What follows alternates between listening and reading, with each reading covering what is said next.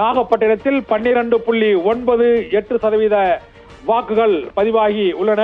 தஞ்சையில் 12.91% வாக்குகள் தஞ்சாவூரில் பதிவாகி உள்ளன. பெரம்பலூர் தொகுதியை பொறுத்தவரை 14.35% வாக்குகள் பதிவாகி இருக்கின்றன. பெரம்பலூர் தொகுதியில் அதிமுக சார்பில் சந்திரமோகன் போட்டியிடுகிறார். திமுக சார்பில் கே நேருவின் மகன் அருண் நேரு போட்டியிடுகிறார். நாம் தமிழர் கட்சியின் சார்பாக தேன்மொழி போட்டியிடுகிறார். பெரம்பலூரில் பாஜக வேட்பாளராக பாரிவேந்தர், அங்கு ஐஜேக கட்சியின் தலைவர் பாரிவேந்தர் அங்கு போட்டியிடுகிறார். அங்கு வாக்கு சதவீதம் 14.35% உயர்ந்திருக்கிறது. தஞ்சாவூரை பொறுத்தவரை 12.91%, சிவகங்கையை பொறுத்தவரை 12.06% வாக்குகளே பதிவாகியுள்ளன.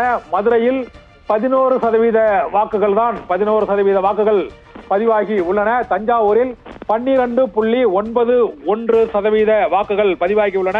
தஞ்சாவூரில் அங்கு திமுகவின் சார்பாக முரசொலி போட்டியிடுகிறார்.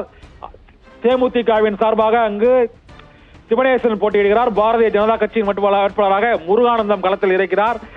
நாம் தமிழர் கட்சியின் சார்பாக ஹுமாயூன் கபீர் அங்கு போட்டியிடுகிறார். தேனி தொகுதியை பொறுத்தவரை டிடிவி தினகரன் போட்டியிடும் தேனி, திமுக சார்பாக தங்க தமிழ்ச்செல்வன் போட்டியிடும் தேனி தொகுதியில் 13.15% வாக்குகள் அங்கு பதிவாகி இருக்கின்றன. இதே போல விருதுநகர் தொகுதியை பொறுத்தவரை விஜய பிரபாகரன், ராதிகா சரத்குமார் போட்டியிடும் விருதுநகர் தொகுதியில் 13.05% வாக்குகளே பதிவாகி உள்ளன.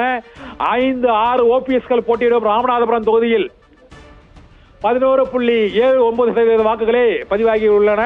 ஓபிஎஸ் பலாப்பழம் சின்னத்திலும் 5 ஓபிஎஸ்கள் பல்வேறு சின்னங்களிலும், வாலி, பட்டாணி உள்ளிட்ட பல்வேறு சின்னங்களிலும் ராமநாதபுரம் தொகுதியில் ஓபிஎஸ் குழப்பமான தொகுதியை வேட்பாளராக நிறுத்தப்பட்டுள்ள சூழ்நிலையில் அங்கு திமுக சார்பில் தமாஸ்கனி போட்டியிடுகிறார்.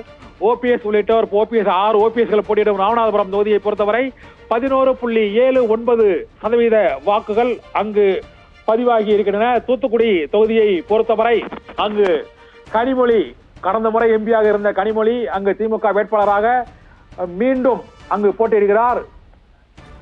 அதிமுக தமிழ் மாநில காங்கிரசின் சார்பாக அங்கு விஜயசீலன் போட்டியிடுகிறார். அதிமுகவின் சார்பாக சிவசாமி வேலுமணி அங்கு களத்தில் இருக்கிறார். நாம் தமிழர் கட்சியின் சார்பாக ரோவினா ருத்ஜன் அங்கு போட்டியிடுகிறார். தூத்துக்குடி தொகுதியில் 11.62% வாக்குகள் பதிவாகி இருக்கின்றன.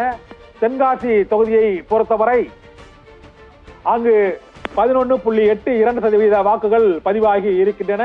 அங்கு பாரதிய ஜனதா கட்சியின் சார்பாக ஜான் பாண்டியனும், அங்கு அதிமுகவின் சார்பாக புதிய தமிழகம் கட்சியின் வேட்பாளர் டாக்டர் கிருஷ்ணசாமி மற்றும் திமுகவின் சார்பாக ராணியும் களத்தில் நிற்கிறார்கள். அங்கு 11% வாக்குகள் மட்டுமே அங்கு பதிவாகி உள்ளன.